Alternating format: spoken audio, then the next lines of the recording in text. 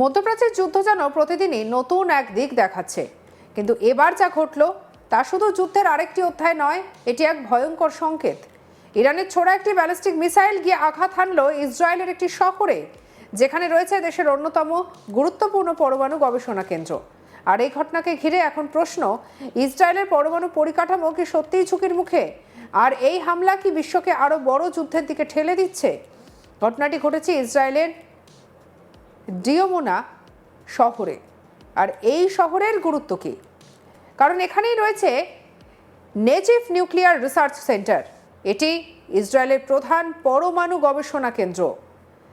1958 সালে প্রতিষ্ঠা করা হয় এটির। বিশেষজ্ঞদের মতে এই কেন্দ্রটি ইসরায়েলের সম্ভাব্য পরমাণু অস্ত্র কর্মসূচির সঙ্গে যুক্ত, যদিও সরকার কখনো তার স্বীকার বা অস্বীকার কোনোটাই করেনি। ইরানের ছোড়া একটি ব্যালিস্টিক মিসাইল গিয়ে পড়ে একটি আবাসিক এলাকায়, যার ফলে 40 জনের বেশি মানুষ আহত হন। শিশুসহ বহু সাধারণ মানুষ ক্ষতিগ্রস্ত হন, অনেকে শেল্টারে পালাতে গিয়ে আহত হন। মানসিক আতঙ্কে অসুস্থ হয়ে পড়েছেন অনেকেই। আর এই তথ্য জানিয়েছে ম্যাগন ডেভিড অ্যাডাম। আর এই হামলার ভিডিও সোশ্যাল মিডিয়ায় ছড়িয়ে পড়তেই সবার মধ্যে আতঙ্ক ছড়িয়ে পড়ে, যদিও এই ভিডিওর সত্যতা যাচাই করেনি আজ তাক বাংলা।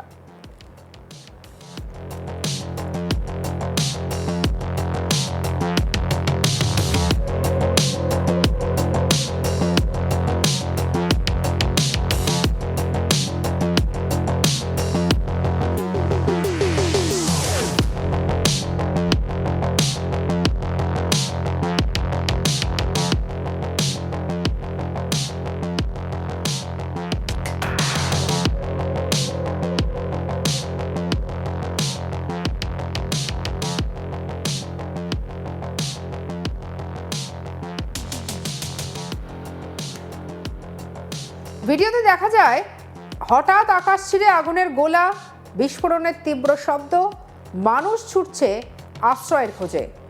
অনেকেই বলছেন এটা সিনেমা নয়, বাস্তব যুদ্ধ। সবচেয়ে বড় প্রশ্ন, ইসরায়েলের পরমাণু কেন্দ্রে কি কোনো ক্ষতি হয়েছে?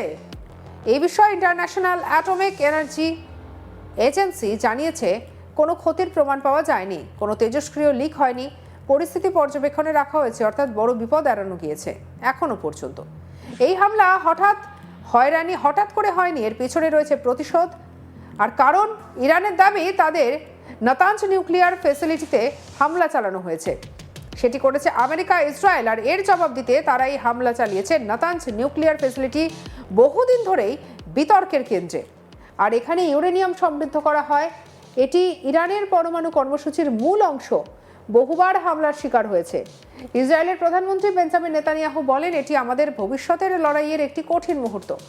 সরকারের বক্তব্য, ইরান ইচ্ছাকৃতভাবে সাধারণ মানুষকে টার্গেট করছে। এটি সন্ত্রাসমূলক হামলা। আরেক শহরও আক্রান্ত, শুধু ডিমোনা নয়, আরেকটি শহর আরাদ এবং আরাদেও মিসাইল পড়েছে। সবচেয়ে ভয়ঙ্কর বিষয় হলো ইসরায়েলের শক্তিশালী এয়ার ডিফেন্স এই মিসাইল আটকাতে পারেনি। এটি যুদ্ধের নতুন মোড়, নতুন দিক নির্দেশ করেছে।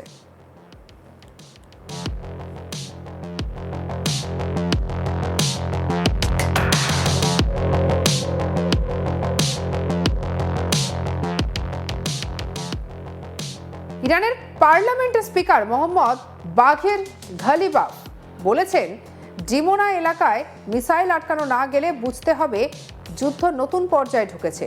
অর্থাৎ ইরান দেখাতে চাইছে তারা সক্ষম, প্রতিরক্ষা ব্যবস্থাও ভেদ করা সম্ভব। ইসরায়েলের আয়রন ডোম বিশ্বের অন্যতম শক্তিশালী প্রতিরক্ষা ব্যবস্থা, তবুও এই হামলায় তা ব্যর্থ হয়েছে। এটি বড় প্রশ্ন তুলেছে প্রযুক্তির সীমাবদ্ধতা, নতুন ধরনের মিসাইল, ভবিষ্যৎ নিরাপত্তা, সাধারণ মানুষের অবস্থা। যুদ্ধের সবথেকে বড় ক্ষতিগ্রস্ত সাধারণ মানুষ। এই ঘটনায় শিশুরা আহত, পরিবারগুলো ঘরছাড়া, আতঙ্কে মানুষ মানসিকভাবে ভেঙে পড়েছে। এটি শুধু মানসিক সংঘর্ষ নয়, এটি মানবিক সংকট।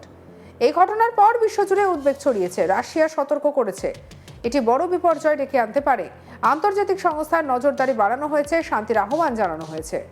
সবচেয়ে বড় ভয়, এই সংঘর্ষ কি পরমাণু যুদ্ধের রূপ নেবে? বিশেষজ্ঞদের মতে সরাসরি সম্ভাবনা কম, তবে উত্তেজনা বাড়ছে। ভুল সিদ্ধান্ত বিপর্যয় ডেকে আনতে পারে। এই হামলা কয়েকটি বিষয়কে স্পষ্ট করেছে। এক, যুদ্ধ ছড়িয়ে পড়ছে, লক্ষ্যবস্তু বদলাচ্ছে, প্রযুক্তির ব্যবহার বাড়ছে। যদি ইরান এত দূর আঘাত করতে পারে, ইউরোপও ঝুঁকির মধ্যে, বিশেষ করে সামরিক ঘাঁটি, কৌশলগত শহর।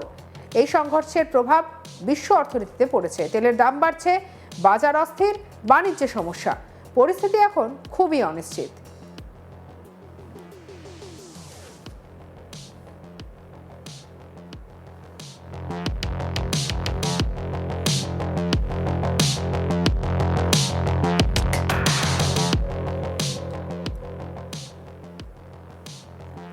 ডিমোনায় মিসাইল হামলা শুধু একটি সামরিক ঘটনা নয়, এটি বিশ্ব রাজনীতির এক নতুন সতর্ক সংকেত।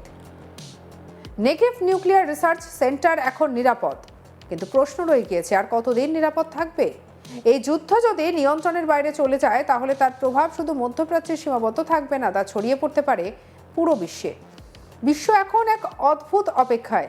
পরবর্তী মিসাইল কোথায় পড়বে তার অপেক্ষাই যেন করছে।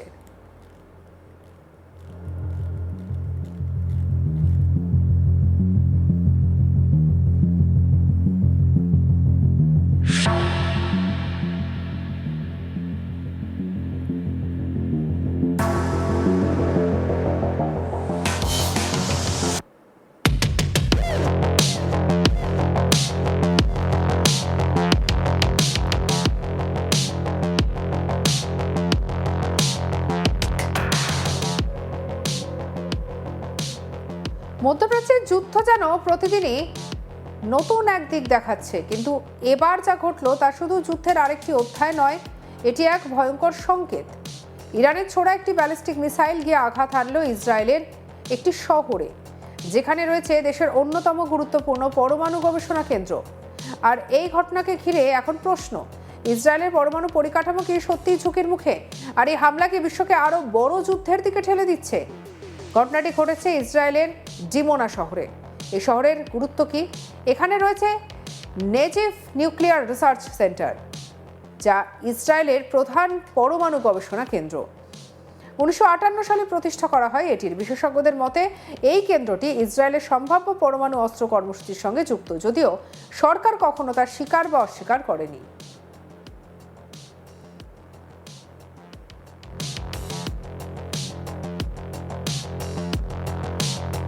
ইরানের ছোড়া একটি ব্যালিস্টিক মিসাইল গিয়ে পড়ে এই আবাসিক এলাকায়, যার ফলে 40 জনের বেশি মানুষ আহত হন।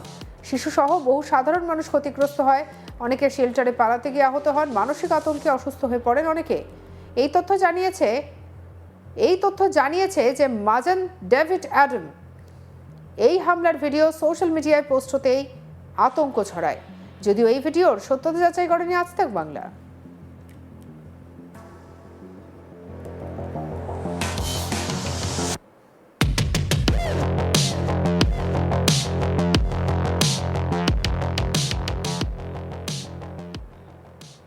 সঙ্গে রাখুন আজ তাক বাংলাকে। অন্যান্য খবরের জন্য সাবস্ক্রাইব করতে ভুলবেন না।